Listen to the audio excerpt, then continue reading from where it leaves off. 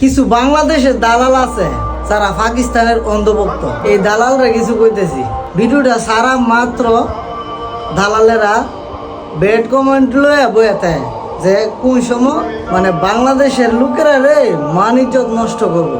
তারা বলেছিল বিশ্বকাপ খেলবে এবং ইন্ডিয়ার সাথে ম্যাচ বয়কট করবে। ঠিক আছে, পরে কি না কি হইলো, ইন্ডিয়ার সাথে ম্যাচ হবে শ্রীলঙ্কাতে, খেললো ফাইন। এটা কি কোনো খেলা? 114 রানে অল আউট হয়ে গেছে, 22 রানে 4 উইকেট পড়ে গেছে, 0 রানে 1 উইকেট পড়ছে।